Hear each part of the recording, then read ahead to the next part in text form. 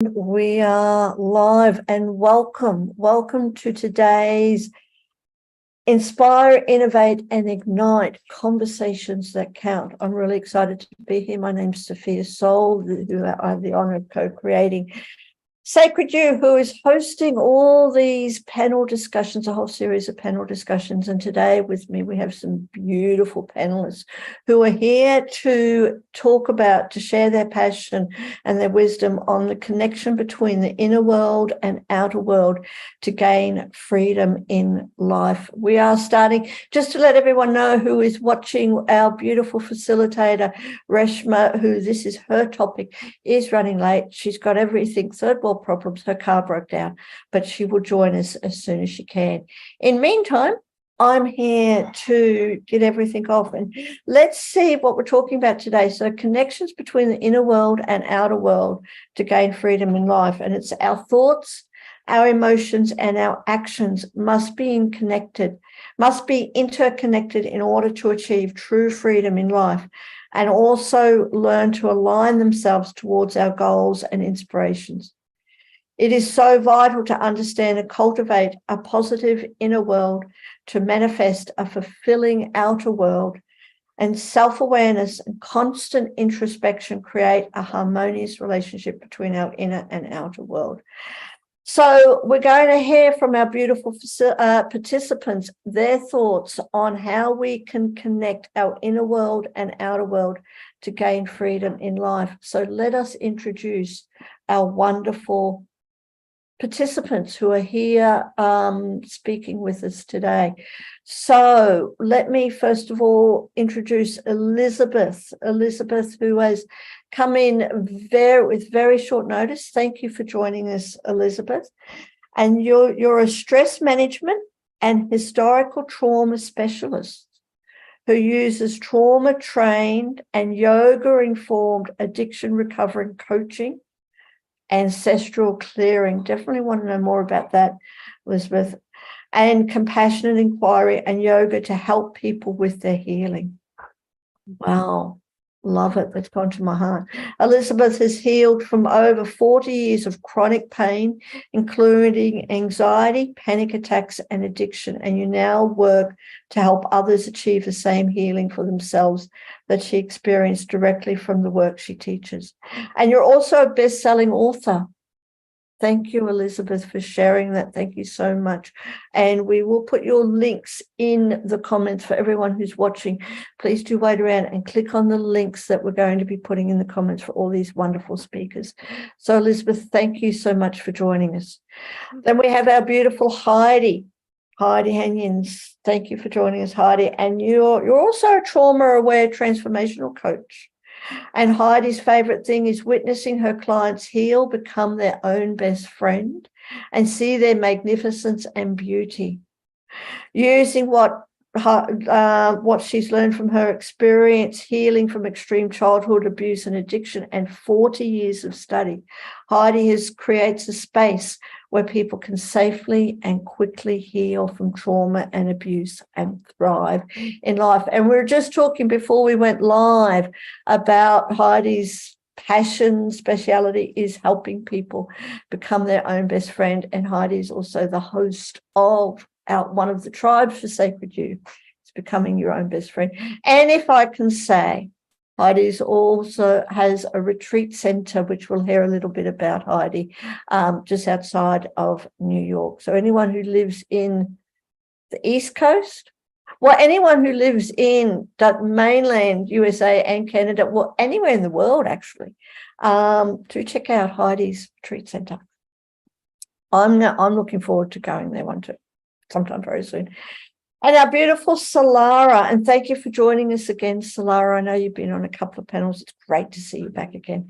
A generator by human design, Soulara integrates her intuitive gifts of clairaudience, clairsentience, claircognizance, and clairvoyance with intuitive advising, guiding her clients to soulistic wellness through her private meta community.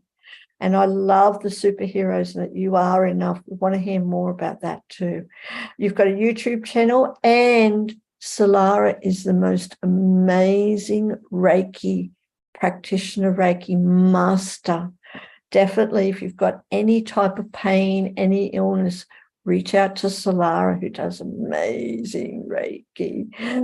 So again, thank you for joining us, Soulara. I'd love to talk to you. And last but not least, our beautiful Beverly, who's coming back again. I think you've joined us before, Beverly. Yes, yeah, I thought so.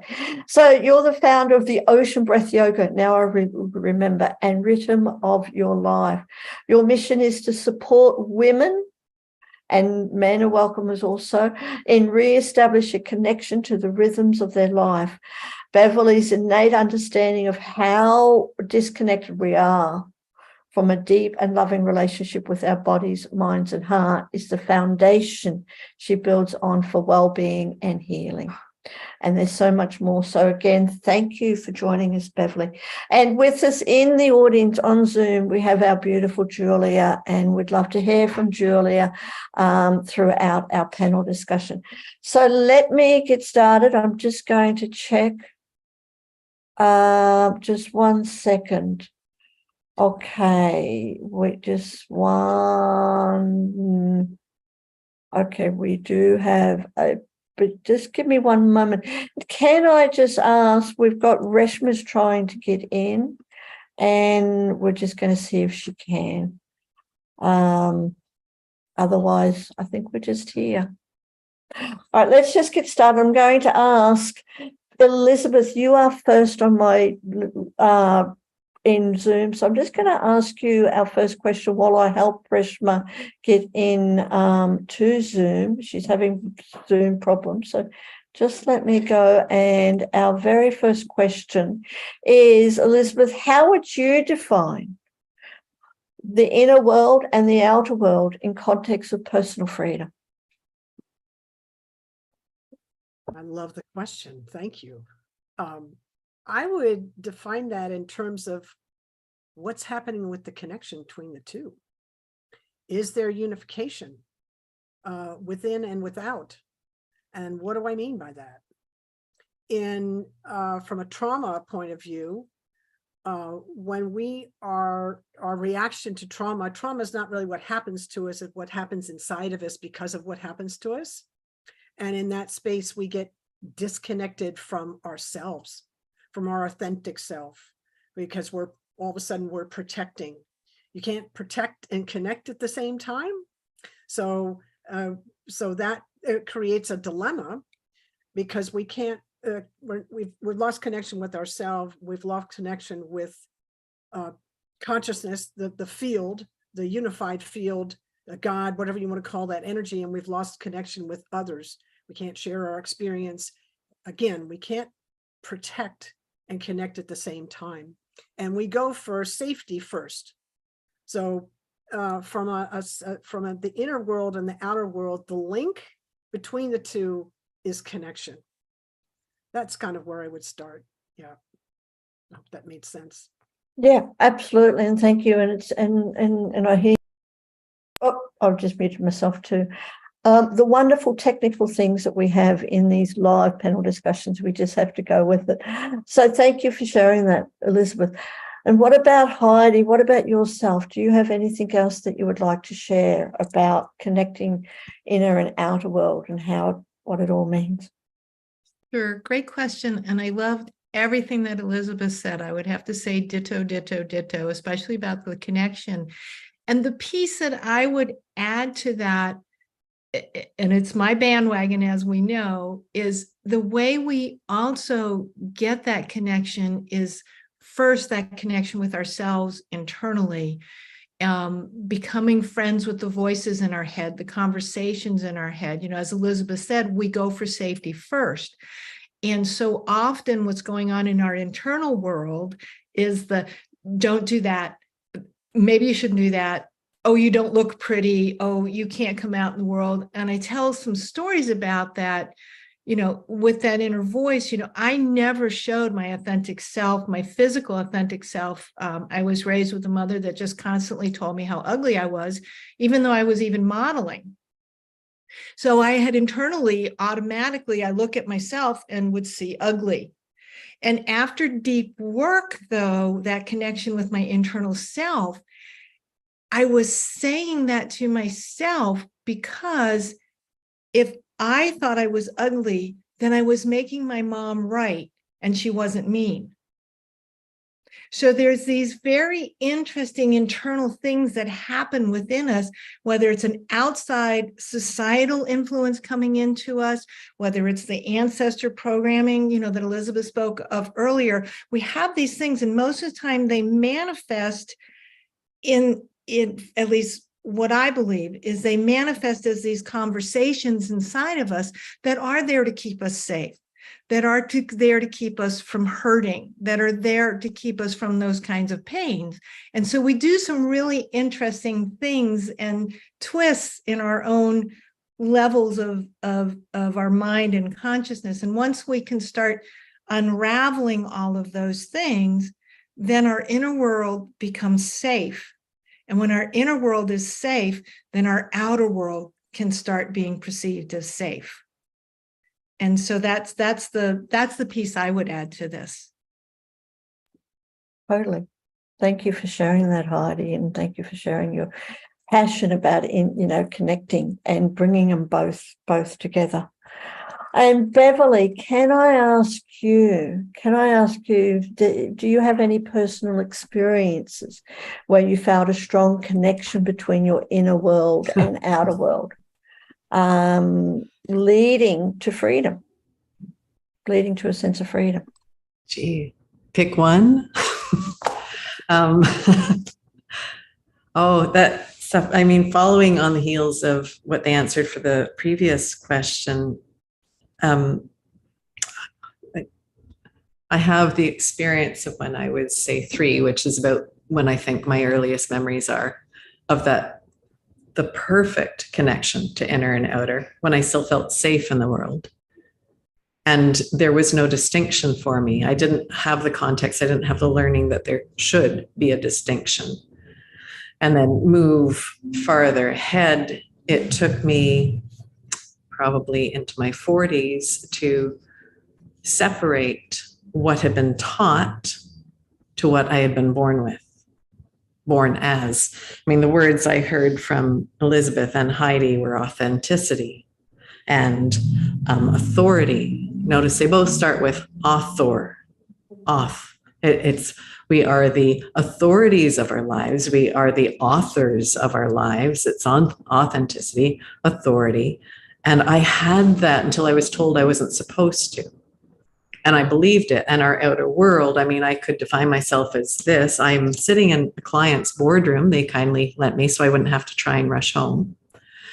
And I could define myself as I'm not at home in my space, so I can't speak to you the way I would, but it has nothing to do with this outside of me, it has to do with this inside of me. And somewhere in my 40s, after I landed on a cardiac unit, once I was stressed and exhausted following my father's death from cancer, plus all the things I was doing that weren't authentic to me, I had that moment of waking up at the 7th day. Everything was tickety-boo. My heart was beating happily. I went, right, I get it. It has nothing to do with all of that. And it's time to go back in here and find out what I have, I guess, forgotten. I don't think we ever lose it. We just forget. We get buried under the weight of stuff. So I took that weight and I started removing it pebble by pebble. And here I am, almost 57, 15 years into this journey, going, right, I am the same me that I was at 3, but with all the knowledge of the other stuff that has gone on. So I'm aware, and now I get to encourage that in others, because for me, the trauma that Heidi talks about, I think everyone here is in some sense trauma informed. And this trauma is because we define ourselves by the external. And as soon as we remember this, that I'm not all of this, I go, right, this is great. There is nothing wrong except what's happening in the moment, what I choose to do with it. So that's maybe a longer answer than you expected, but it could keep going. And I can't wait to hear what Soulara is going to talk about. No, that is a perfect answer. And thank you, Beverly, because our beautiful facilitator, Reshma, has just been able to join us. So we'll just wait till she gets settled. And I really just want to acknowledge you for sharing that and telling us that. And, and really agree with you. Yes, I think just about everyone in the world has been through trauma. Even being born is a traumatic experience for a lot of people. But it makes us who we are now. And everything that we go through, and you've been able to learn that and to be able to experience, to take that and to experience that freedom in the world, in the outer world. So thank you. And what about you, Soulara? Can I ask you, do you have any experiences that you would like to share where you felt a strong connection between your inner world and your outer world, leading to your freedom? Absolutely. I highly resonate with everything that's been said so far this evening. And I have a similar story to what we just heard by Beverly. And it's just, I found myself in the emergency room. I was actually working as a nurse at the time.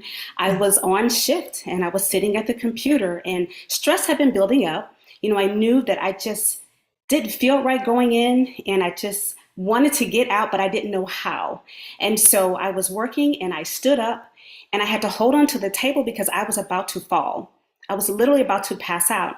And so being a cardiac nurse, I knew, oh my goodness, I have to have, my heart, evaluated. This is just crazy. I can't believe that I have to do this now.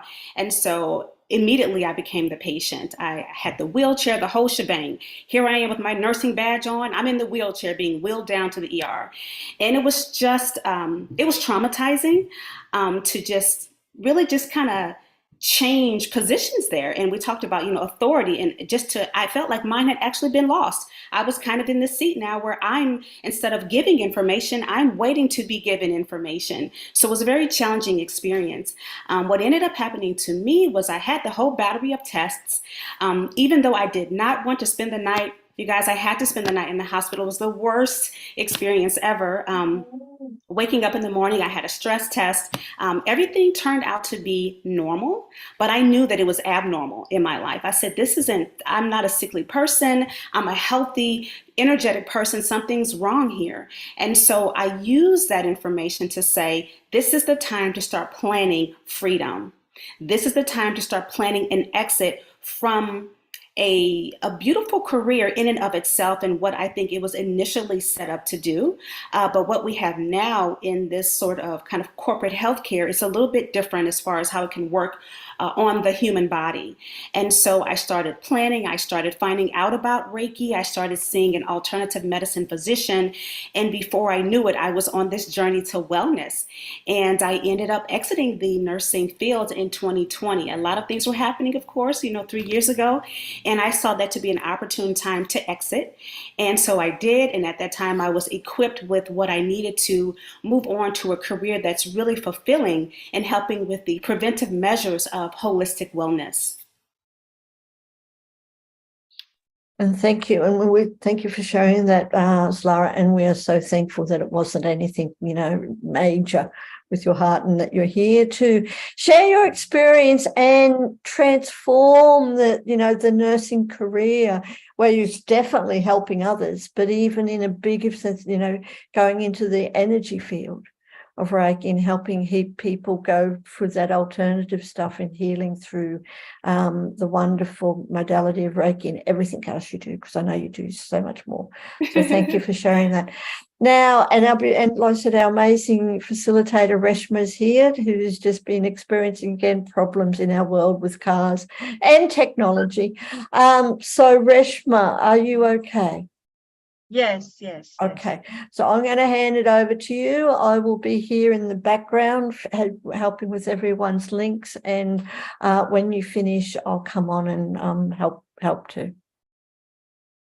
Okay, thank you so much, and sorry for all the inconvenience. So I see that Sophia started asking the first question, right? So what what is the inner, what's the connection between the inner world and the outer world, right? What does it mean to you? So did everybody answer what does it mean to you already? Okay, so sorry, I missed that part, but I'm sure you all said great things. So let's go to the next question. And how are the two interconnected in your mind? So let's start with Solera because I heard your answer. So let's go with you. Okay, thank you. So, with how the two worlds are connected, I pretty much gave an example of a personal experience that I had with segueing into freedom from being merging my inner and outer world. So I'm going to just kind of answer the question, but if I need to go back, you all just let me know if you want me to expound further. So, what I want to talk about, of course, is going to be based on spirituality. And these are principles that really form this connection that we all are connected to, we all participate in and with. And this is the Hermetic principle, as above, so below, as within, so without. And so the inner and outer worlds really coincide with this principle. We all know that everything is connected, right? So when I did research earlier, I wanted to just make sure that, there was a scientific, if I will, or some sort of way to present evidence, if you will, that there is that connection. It's one thing to say this is a Hermetic principle. It's another thing when we bring in, maybe information from NASA or information, that are from other research papers. So I want to kind of bring a little bit of science into it. I do have that background in nursing, so bear with me. So we may have heard that the molecules that are in our body, as well as the elements in what we call space, are very similar in nature. So I looked up some information from NASA, and they actually shared that our DNA is made up of carbon, hydrogen, oxygen, nitrogen, and phosphorus. These are the elements that are in stars. When the stars kind of explode and they go back into that world of nothingness, we found out that they have the same components that we do. So quite literally, not only are we connected to the stars, we are literally and physically stars. So I thought that was really awesome to be able to share this evening. And so another incident is that in 2021, there was a study done that really showed there's a concept of wholeness. And it's not just for human beings, it's also for the greater consciousness of all. Because sometimes we hear the term, everything is connected, but what are we connected to? So we're all connected to the one, the greater consciousness, whatever we want to give it, that divine light. And so this one consciousness permeates this whole universe. And that is how we have this limitless energy, because everything is just like holding hands, connected to each other. So I wanted to share how, there are two incidences of the connection of the inner and the outer world. Thank you so much. Thank you for sharing that. And yes, I've been reading a lot, and all the spiritual gurus mention the same thing, like Michael Singer, Eckhart Tolle. They all try to explain the same thing in different ways. So thank you for that. Elizabeth, how about you? How are the two worlds interconnected in your mind for you? I mean, I don't know what you said, what it meant to you, but I'm sure you can tell me, just tell me in brief what you said earlier and then how it's interconnected. Oh, well, I was saying before that our inner worlds and outer worlds connect through connection. And also, but our awareness, are we even aware of that connection? And as I said, in trauma, we get disconnected from that. For this question, though, I see, I love what Soulara said. She's a woman after my own heart. I have a science background too. So I kind of geek out on that stuff. And, but from a yogic point of view, from the yoga texts, there's no separation between mind, body, and spirit and consciousness. We're all in it, that connection. So the inner world and the outer world is only really separate because the mind says it's so. that would be, and that's actually my experience when I actually get into a state where I'm kind of in the flow state, and I'm, you know, I usually have to be in meditation to get there, but in that stillness, I kind of, I don't have any boundaries. My boundaries, the body boundaries, just, they like disappear. And I can't tell the difference between my inner state and my outer state. So that's very interesting to me as an experience. The other thing I'll say is, remember, the mind tells us so. Science tells us that there's that things are expanding in the outer world, but when you look at the inner world and you look at, they tell us it's expanding in the other direction as well. We're limitless and vast on the inside, equal to the outside, which is that the mind's going to say, how does that even work? But that's what the quantum physicists are telling us, which I think is very exciting. So that's my answer to the question, and I love the question. Thank you so much for sharing that. How about you, Beverly? How are the two connected, interconnected, the inner world and the outer world, in your opinion? Opinions, how much they count for.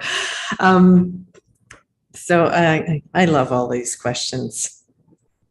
And it's a great follow-up after Elizabeth, because I do everything from a basis of yoga. To me, Vedanta, the Vedas, are the root of everything. The Vedic libraries are the beginning of science, of medicine.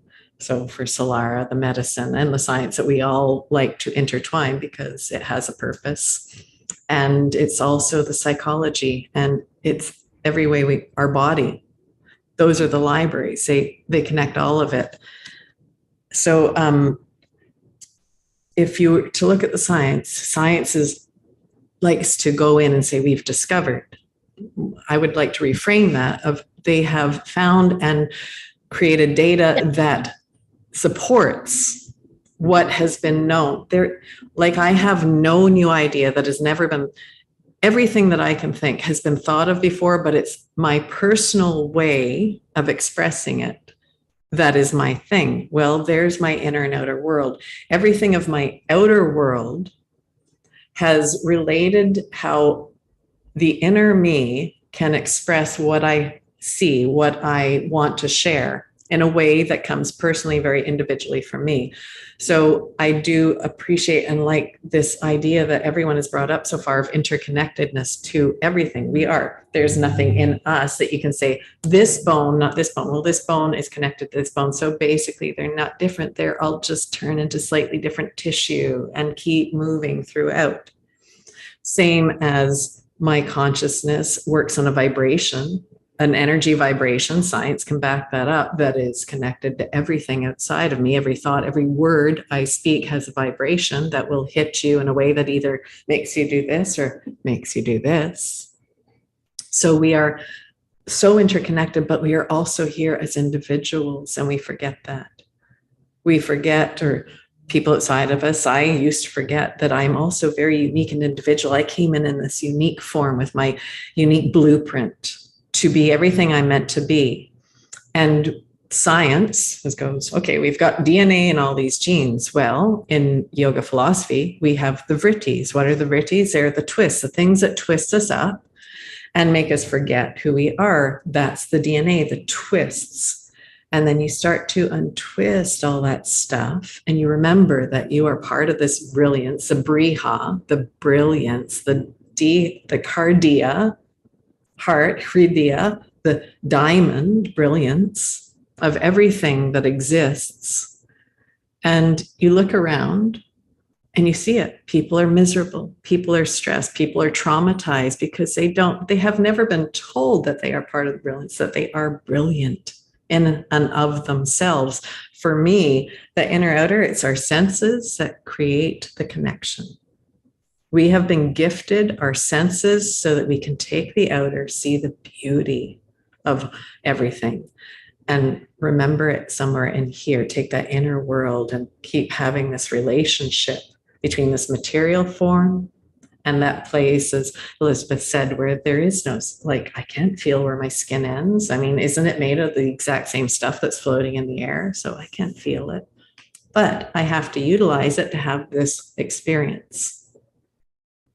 So everything for me is this constant dance back and forth, back and forth, back and forth. Remember, forget, but never forget. Never, ever forget. And that's my idea, my opinion. Thank you. Thank you for sharing that. Yeah, and it's a very different way of expressing it and explaining what you just did. It's beautiful. Yeah, I have not heard of it in the way you explained it before. So thank you for sharing that. How about you, Heidi?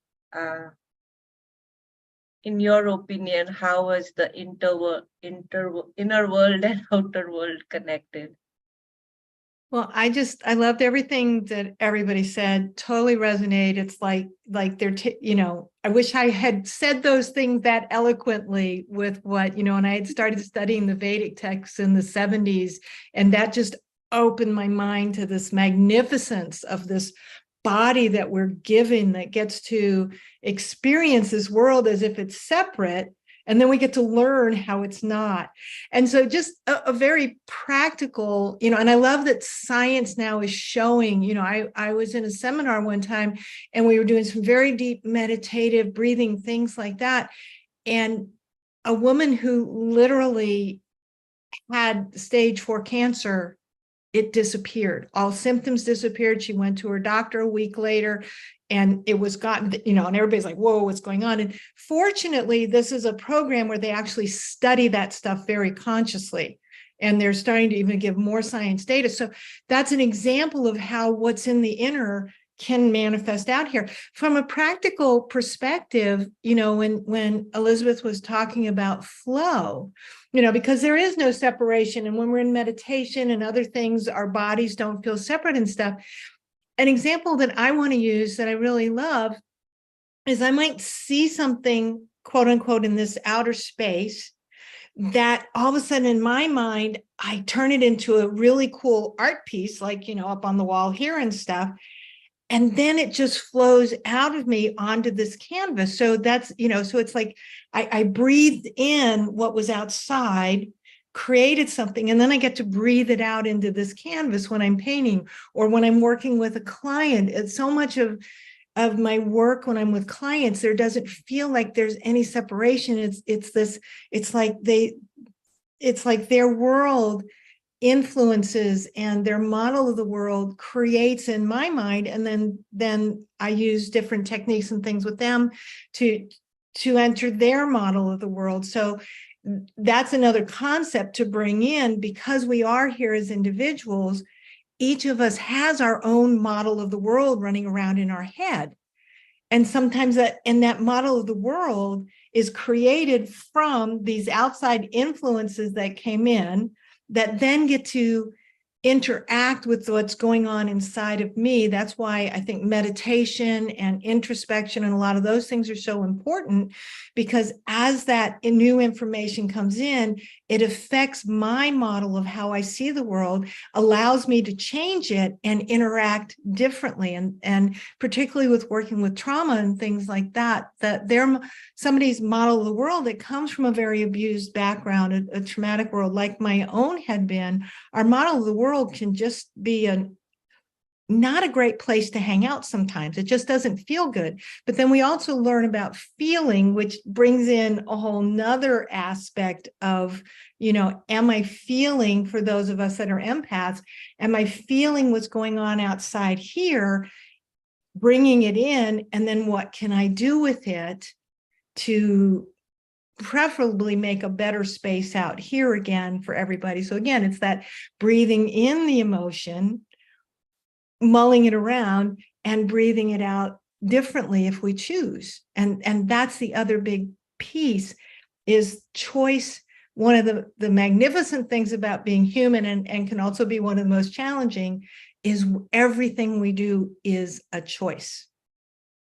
Science even shows when you have an emotion, the chemicals that are created in your body that are that emotion only stay in there for 14 seconds. Which, when I heard that, it really pissed me off, because now I can't have a 3-day pity party. If I'm having a 3-day pity party, it's because after 14 seconds, I've chosen to continue the pity party.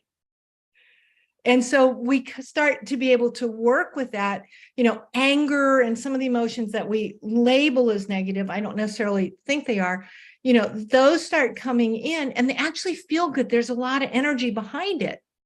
And if you've been in an environment where you haven't felt that same kind of energy from joyful, fun, meditation, other experiences that uplift you, then you're feeling the energy of anger or whatever, and it makes you feel alive. So anyway, I've talked long enough. I could go on about this forever. I love that science is showing what we've always known, what the Vedic texts have always talked about. Science is now going, oh, quantum physics. Oh, well, that's real. So it's like, yeah, we always knew it was real. Thank you for sharing. Sorry, because I'm late, I came late. Who's Julia Powell? Does anybody know? She's a guest. Yes, hello. I'm a guest. Oh, Hi. hi, Thank hi. you. Hi. Thank you. Thank you for joining us. So let's go to the next question. Why is it important to work on our inner world? So let's go with Elizabeth. Love that question. Why is it important to work with our inner world? The meaning that we're making the meaning I'm making of my experience is coming from within me. And yeah, we can get fragmented. I have a number of different parts of me that's kind of based on, I love Richard Schwartz's work, Internal Family Systems, because he really, he kind of nails the different parts of us and explains that. And I'm not so crazy after all, right, kind of thing. But all those parts of us that are inside of me anyway, are ones that their job there was really to keep me safe at a time when I was like, I don't even know how to deal with this kind of thing. And they're doing the best they can, and they served then, but they don't necessarily serve now. And really, by the time I got to be really an adult, emotionally an adult, I found that I had a war going on inside of me. I had these parts were all fighting with one another, and Richard Schwartz's work wasn't out then. so it was interesting. I literally realized I had these different parts in me, and I took them all to the peace table, and we had a negotiation. And we decided that we were all going to get along. So it was a decision, like how you said, choice. I realized I had an internal conflict, and it was really coloring my outer world, but most of all, it was making me sick on the inside. And so I understood you can't separate mind, body from spirit. And the doctors were all saying, oh, it's your back. And oh, that was not an integrated doctor. That was a reductionist doctor, right? But once I got with an integrated doctor, he's like, I don't need to look at your x-rays or your reports. I need to know who you are. And I was like, thank you. I'm like, who are you and where have you been all my life that you asked me that question, right? So that inner world, we have to check, what meaning are we making of the world that we're experiencing on the inside? That's kind of where I would go with that question. Right. Yeah. Thank you so much for that. Yeah, that's what a lot of us don't even know. There's something called an inner world. So I myself didn't know. I got introduced to it only when I started studying spirituality. So that's why I asked this question, because people know about the outer world, but they don't even know an inner world exists. And that's why I'm asking this question is like, how important is it to even understand what an inner world is and how the inner world affects the outer world versus vice versa? So, Beverly, how about you? Why is it important to work on our inner world? How many hours have we got? Like a 2-sentence version. Okay. I loved Elizabeth's answer. I'm going to go from a slightly different direction. I'll start with this. Look around the world. How many of you think it's working well? Is it working out well? No. And what have we done over the last number of centuries? We have commodified, colonialized, homogenized everything. We have done everything, and I say we because if I live here, I am part of everything that is done, if I live in this life. So we have gone out of our way to ensure that people don't remember this, because if you remember, how can you do anything that is to the advantage of you being everything that you need to be and we're meant to be in this life? The reason I call what I do under the umbrella of rhythm of your life is Sanskrit. So I'm going to use a few Sanskrit words and I will explain them clearly. Thank you to my teacher, Jeffrey Armstrong, who has made it his mission to decolonize Sanskrit. It's a vibrational language, and ritam is the root of rhythm, rituals, rites. Ritam is the underlying laws of nature that govern everything of the material form in the universe. Everything has a rhythm to it. Everything has a way once it's in material form, that it's meant to work. And if you think, well, come on, look at nature.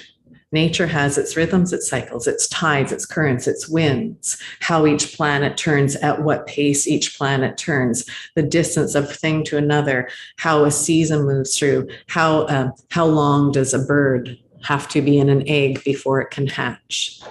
And you take a chick out of a shell before it's ready, it dies. If you try and break the shell open for it, thinking, well, it's breaking through, again, even though it's pecking through, it will die. Everything has a rhythm. Our microbiome has a rhythm. We have circadian rhythms, how we sleep. Everything is a rhythm, and we have told people to ignore that. Let's work.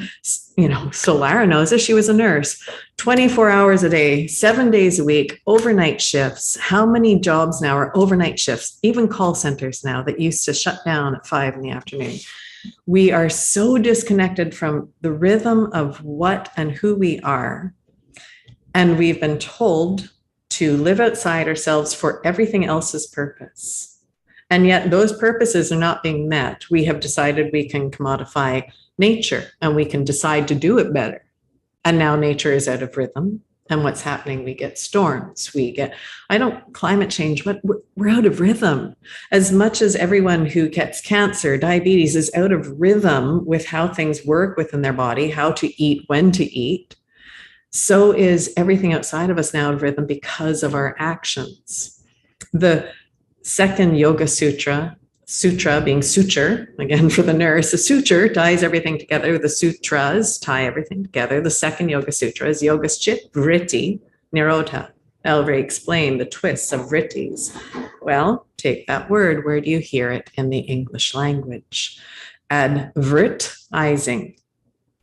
Advertising tells us in the word that describes it exactly what it is trying to do to every single one of us. Twist us up so much that we have no clue what we need, and we do everything outside of ourselves. So if our entire existence keeps forcing us outside, it is incredibly important that we return to this inner world, this place that when you stop and you breathe, and you just take a moment to experience being in here, you open your eyes again. It's like, oh, I don't need that. And I don't need that. And this relationship doesn't serve me. I don't need to buy that thing off the rack because somebody told me I'm not good enough unless I have that outfit on. I don't need the new iPhone because somebody told me, well, you're less than if you haven't upgraded to the newest iPhone and the newest one and the newest one and the newest one. I'm like, I'm fine.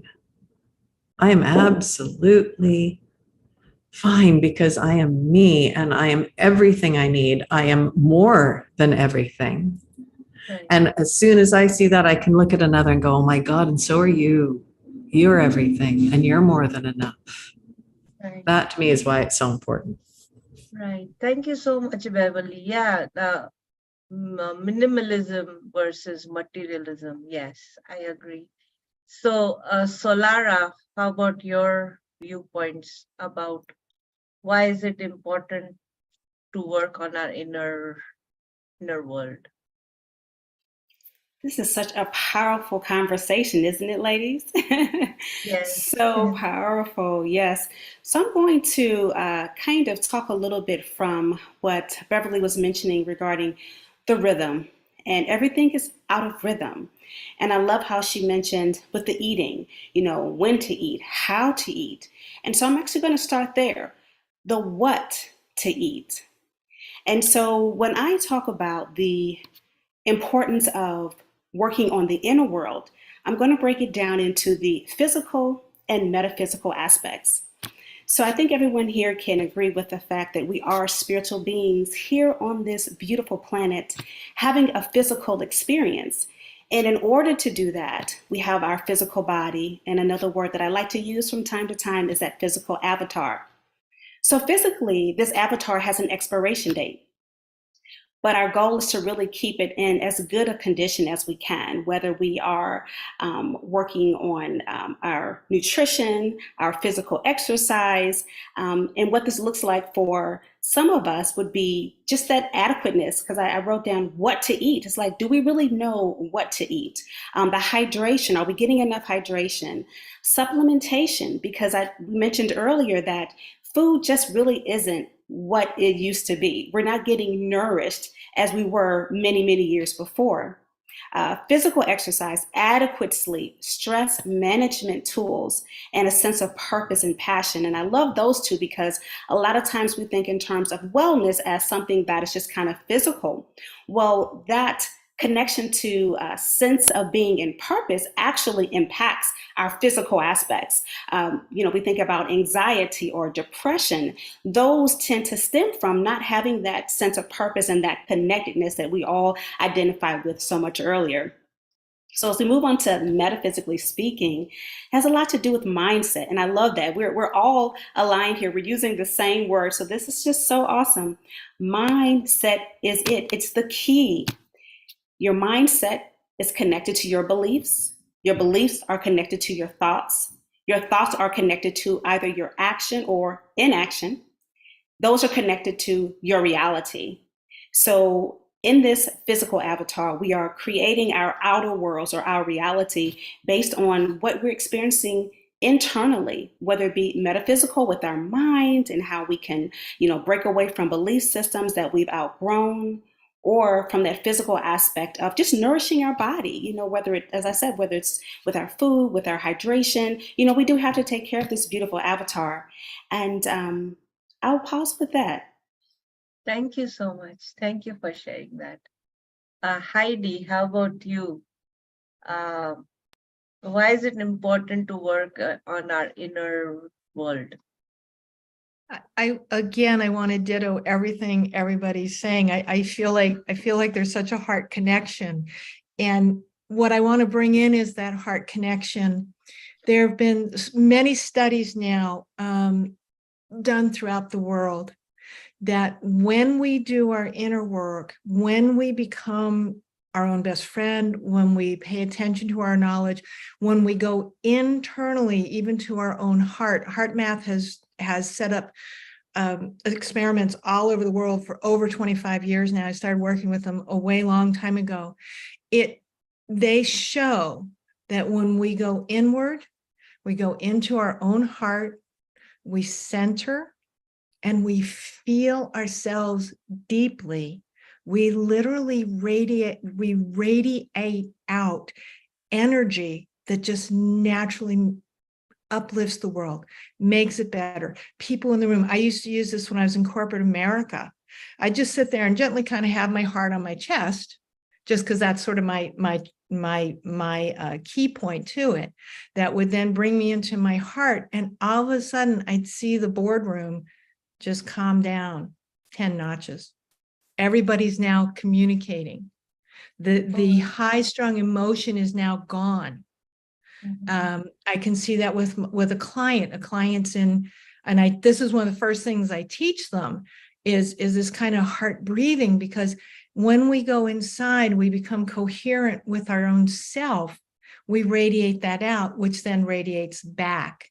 And it's this inner and outer. As I calm myself, as I get centered, as I feel joy and gratitude, within 20 to 30 seconds, and you can play with this. I had somebody say, well, isn't that manipulation? I said, no, because people have a total choice to choose whether they want to feel that kind of wonderful rhythmic wave of softness or whether they want to feel jitter. Everybody has a choice. What we find, though, is most people, when given the ability to feel it, will choose that inner joy.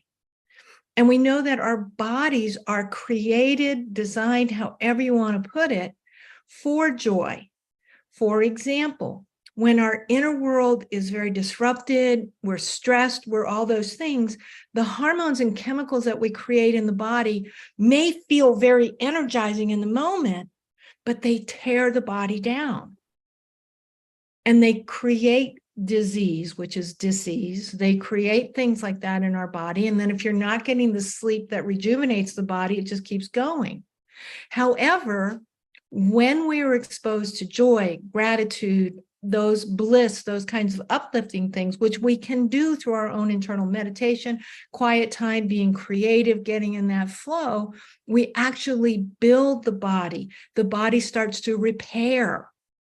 So, you know, the inner world and the outer world, when our inner world is safe, feels wonderful, in gratitude, when all the parts of us, I love what Elizabeth brought up. My favorite book that I require everybody to read is No Bad Parts, because we have no bad parts. I love his work. It's amazing work. And that's the key. When we create that harmony inside, it naturally radiates out from us.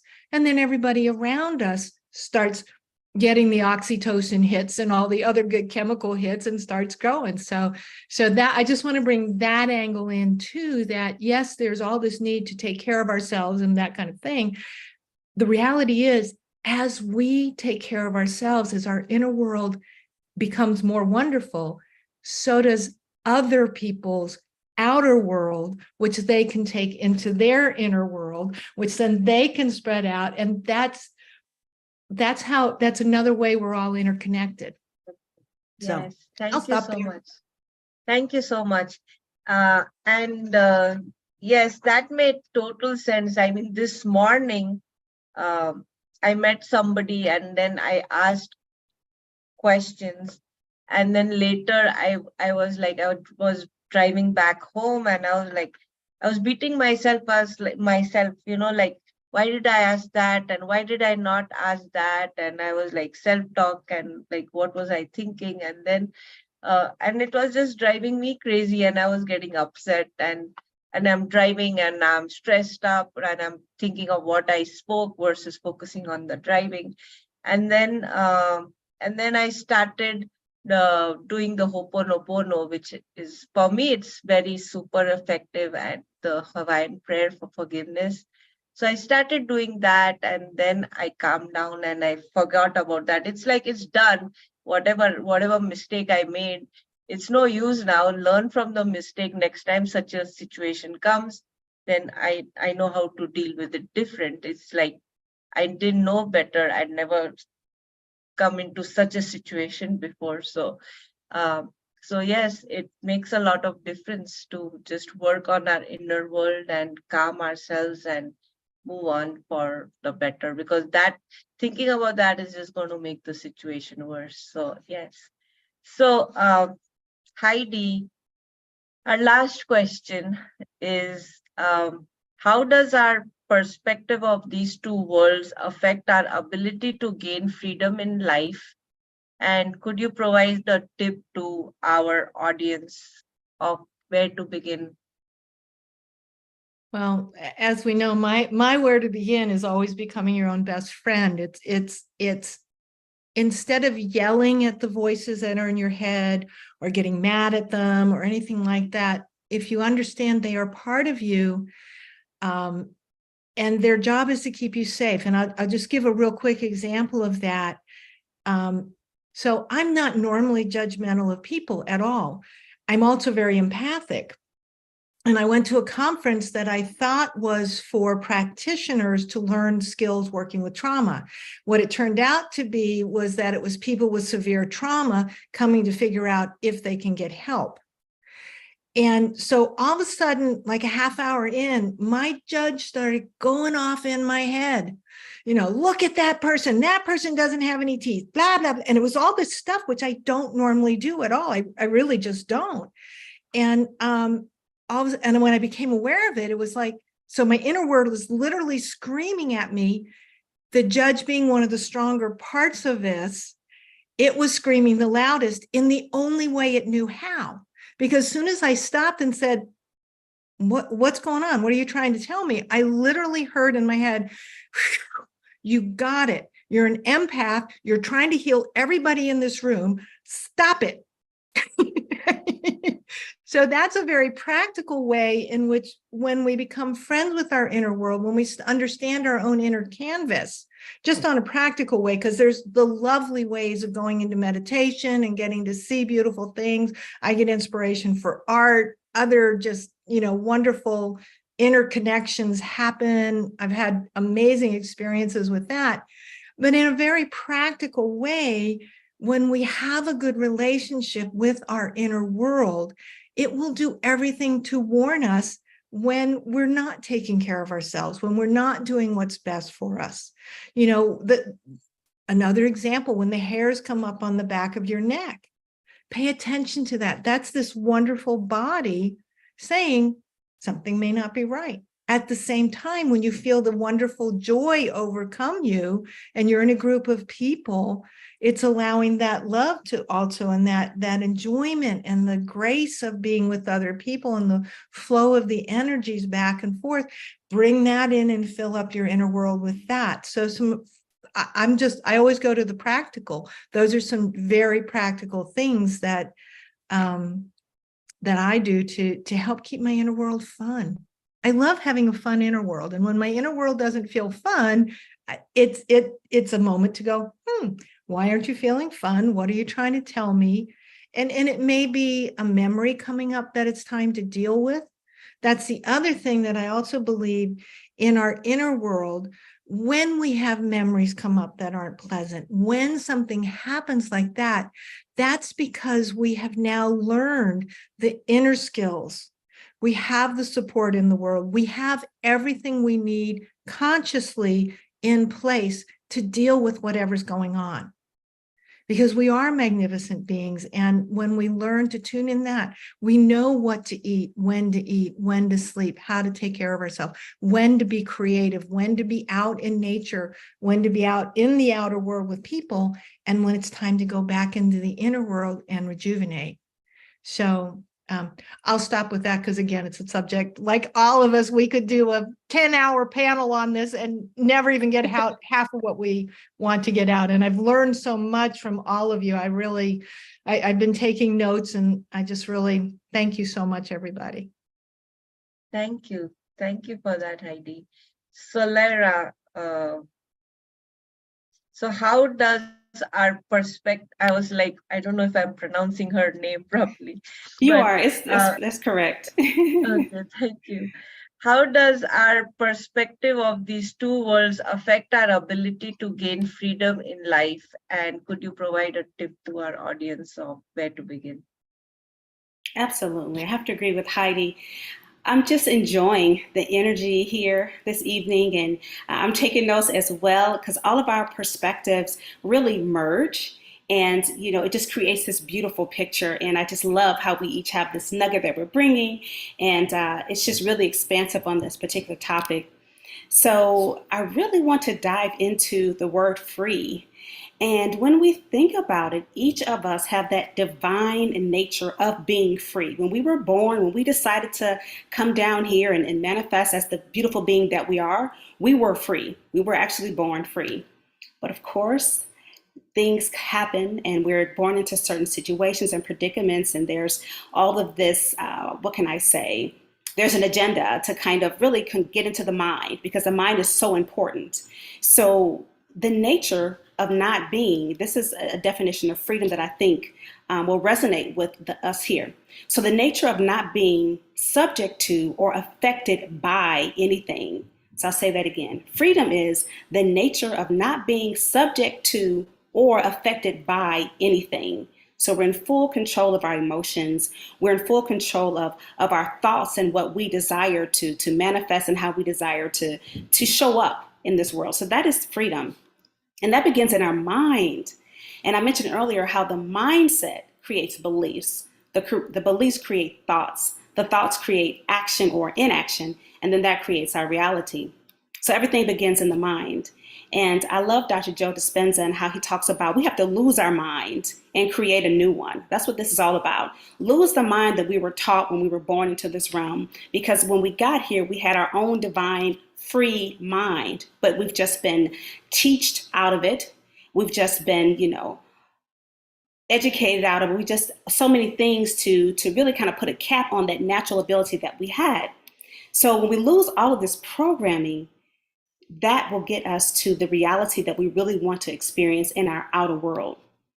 And I really use Reiki in such a way that breaks down those blockages that tell us that we're not enough, that tell us that, we aren't able to create that which we desire, or we're too old, or all of these excuses for us not reaching that pinnacle that we actually came to do. So I love Reiki in that it can help lift those blockages so that there is clarity, so that there is more of a connectedness to ourselves and to our purpose. And really that purpose is the mission. We had a mission before we came here. We signed up, we raised our hand and said, okay, I'm going to go down, I'm going to do this. And so we got here and it's like, oh, wait a minute, you mean I can do this? We kind of, the stars went off and we got distracted. We got, kind of caught up over here or caught up over there. And then a lot of times we forgot, number one, who we are. We forgot our gifts and those unique aspects of ourselves that really help to heal the planet, heal ourselves, and really elevate the vibration. So I just want to share that Reiki is a really powerful tool. I think, those of us here have either heard of it or had a session before. It's an honor to have transitioned from the aftercare or the, treating of the symptoms to now the preventive measures, and then moving forward to teaching people how to heal themselves. And when you do that, the body remembers I was created to heal anyway, naturally. Whether it's the physical aspects, with our immune system and so forth, or from a spiritual nature, we have that ability. We've just forgotten that. So I believe that once we can really tune in and tap in and heal that inner world, understand that we were born free. That's our right. That's our divine right. We don't have to march for that. We don't have to, hold up these signs, this and such and so matters. No, we really are already that. That's a distraction in and of itself, having to go outside yourself. Go inside yourself. You are already born and created free. Embrace that, embody that, exude that. And then you can create this reality that, as we all said, we're all connected. So it's a beautiful reality. It has those higher frequencies. Heidi talked about the bliss and the joy and the love, those higher realms. And that is the heaven on earth. So I'll stop there. Thank you so much. Thank you for that. Elizabeth, how about you? How does our perspective of our two worlds affect our ability to gain freedom in life? And could you provide a tip to our audience of where to begin? Yeah, I'm going to come from a really different angle, but very yogic. We're born on an inhale and we die on an exhale, and the quality of our life depends on the quality of our breath. So the breath is this bridge between the inner and the outer world. And it's the great neutralizer, and it's the great connector. It's the neutralizer of the vrittis. It's the connector. It's the it's, and in the work that I do around stress management, it's the bridge from to right? So the tool is, learn how to actually take some nice, long, conscious, deep breaths and connect there. I think that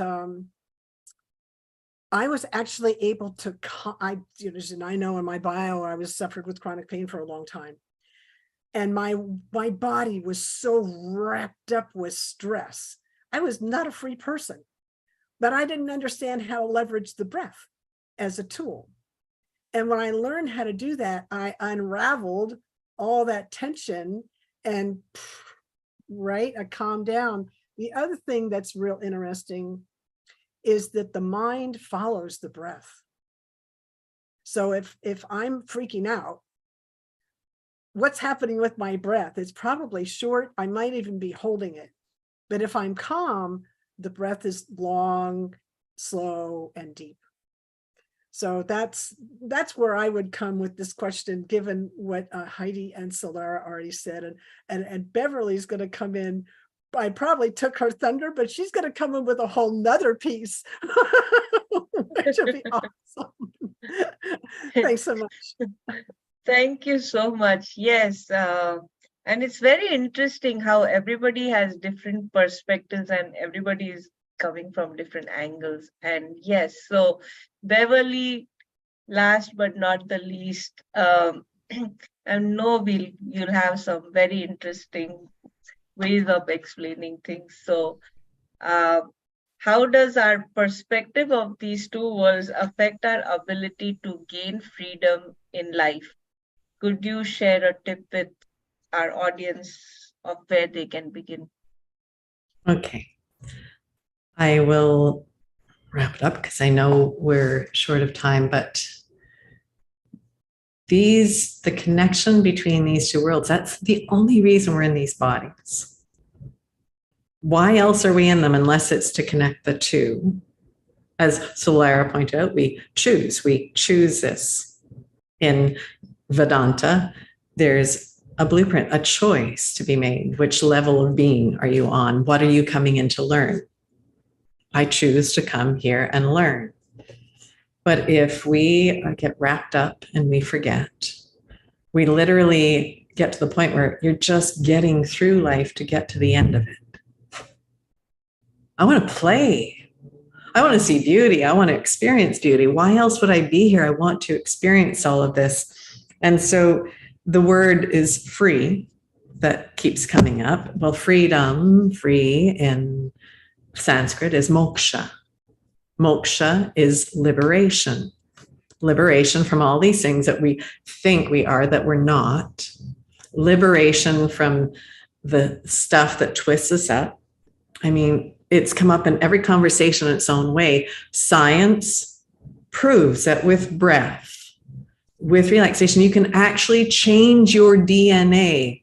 It wasn't believed that you could change it before. Now you can change your DNA. Remember those twists. You can change it by how you choose to be in this body. There is a world outside of us that is not connected, that's dictating what we should be.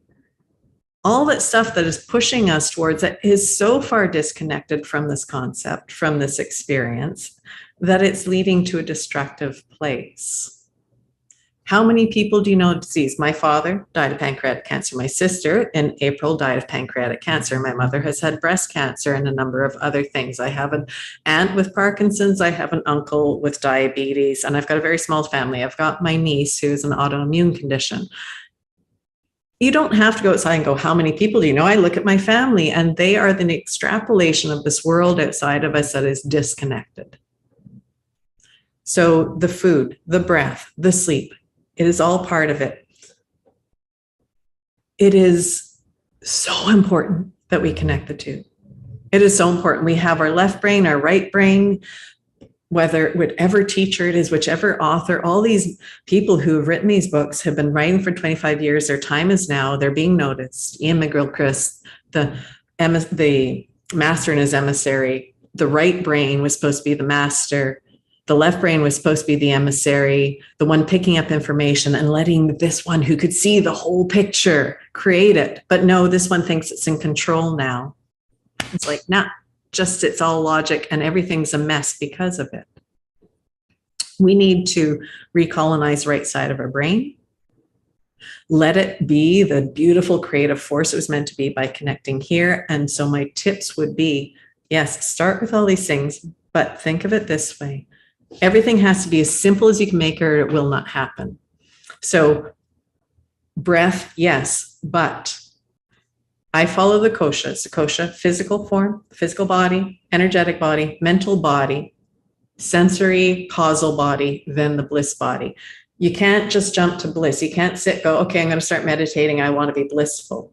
If your body hurts, if your body's unwell, if you're like this and you cannot breathe, and guess what stress does? It does this to your body, then the other stuff won't work. You can't decrease inflammation unless oxygen is flowing. Oxygen only flows if you can open up and let your body get to that space. So I would suggest work on the simplest thing. Get into a posture. Get up every bloody day and move your body. Doesn't matter how much time you have, just get up and do something silly if nobody's watching and you're worried about them watching. Just do anything that helps you remember that, oh my God, there's energy in there. You'll feel different. And then when that becomes an easy habitual pattern for you, then really concentrate on changing the breath. And then when that becomes something just beautiful and loved, then you move on to doing the meditation, letting this mental body start to relax. So we can call it whatever we want, each of us from our perspective. Reiki, and I love Reiki, do it. But Reiki, Vedanta, it doesn't matter the word. Everybody, anyone who's listening, anyone who at some point in time wants to connect with one of us or to that side outside themselves, you have these parts. Get the first piece, that physical one that you think you're only, get that working so that your health comes in line. Then your breath can help that health. Then let your mind calm, and that's moksha. Moksha, you become free of what our senses drag us to, and we have that moment of going, oh my God, this is beautiful, and it's perfect, and it's amazing, and so am I. That's it. Thank you so much for that. Thank you, everybody. And you all are amazing. Thank you so much. So Sophia is here to wrap it up for us. And I would just like to say thank you, Reshma. Thank you so much for coming in and for facilitating a wonderful discussion, even with, going through the challenges of having broken down cars and computers and technology. So I just want to honor you. And I also want to honor everyone, Elizabeth and Beverly and Soulara and Heidi, for sharing everything. Now, we have been putting all your links in the comments. And stuff, but what I'd love to go around very, very quickly, because we are over time, just very quickly, Elizabeth, do you have anything that you would like to share with the audience? Any programs, anything like that? We have been putting all your links in, but anything else? Oh, I have a book that I wrote, The Way Through Chronic Pain, Tools to Reclaim Your Healing Power, which takes you from, how I came from wrapped up to liberated. And it's not so much about my story, it's about the journey, that the tools that I made to get there. Yeah. Thank you. Thank you. All right. And hopefully people will be able to get that too on the links that you've supplied and stuff. Very good. Thank you. Beverly, what about your beautiful self? I have a program I run based on rhythm, and it's a breakdown of the syllables of rhythm and what they lead to in life. And anyone who's listening to this, if they contact me, they can have 10% off the program. I will only work with people who are willing to commit to themselves. If I'm going to commit to you, I want you to commit to you. That's it. Thank you. Thank you so much. And Soulara, tell us a little bit about what you've got on offer. Thank you so much. So beginning August 20th, myself and my beautiful friend, Jan Jeremias, are hosting our Soul Shop Trilogy. We have fused Reiki and yoga, and we're going to have this experience where we will bring in that creative healing discussions and activities. We're going to foster connectedness, community growth, and support. And so it's going to be August 20th it begins, September 24th, and then October 22nd. And each workshop builds upon the other. So we have really been in the groove all year, just combining Reiki and yoga. And it's just a beautiful opportunity to connect and heal using those two modalities. Thank you. Thank you so much for that. And Heidi, very quickly, tell us a little bit about you and your tribe. How do we become our own best friend? So I do run a tribe on Sacred You. I love Sacred You. It will be, we took some time off for the summer. It will be reconvening in a couple of weeks. And it's literally just a conversation for about an hour of, you know, how do you become your own best friend, tools, work things. We do worksheets. We have homework. It is not just a come in, you can come and hang out. And every week though, it's just, you know, things that we can do to become our own best friend. And then if you go to my website, which is HeidiHenyon.com, I'm very fortunate. I'm like the only Heidi Henyon in the world. If you look up my name, I don't know how I lucked out with that, but that's fun for SEO stuff. Anyway, I have, I've written 5 books, and 3 of which are my own that were bestsellers. And you can download a free PDF or Mobi copy of those. And I also have a program. It's 5 tools to breaking the cycles that bind you. And they're videos around tools that teach you the heart breathing, that teach you some tapping, teach you a number of other even bigger, looking at the cycles in our life that we keep repeating and how to recognize and break those cycles. So those are all available on my website, and you can also book a call if you want. Thank you. Thank you for sharing that. And for everyone who's watching, do click on the links below. And Reshma, our amazing facilitator, is also the host of Flourish with Freedom. Tell us about that, Reshma. Yes, I host the Flourish with Freedom every Fridays at 6 p.m. Eastern Time on the Sacred You. We focus on basically flourishing with freedom, and also to gain freedom, to live a freedom lifestyle, as a lot of women stay stuck in unhappy situations, marriages, jobs, because they're afraid of leaving, they're afraid of what people think, people say. So I help them live a more peace, joy, freedom lifestyle, and to have more faith, trust, belief in themselves, and the confidence and the courage to do the things they really desire and want. So Thank you. Thank you for that. Thank you. And thank you. And again, thank you for facilitating. And thank you, Julia, for joining us. I hope you've had a wonderful time for this. Like I said, you're welcome to ask any questions or anything else. And again, for everyone who's watching, do click on the links in the comments, contact these amazing women, and come and join us again for our next panel discussions. All the details are in the comments. We're holding 2 to 3 panel discussions each week, and we hope to see you next time. Thank you.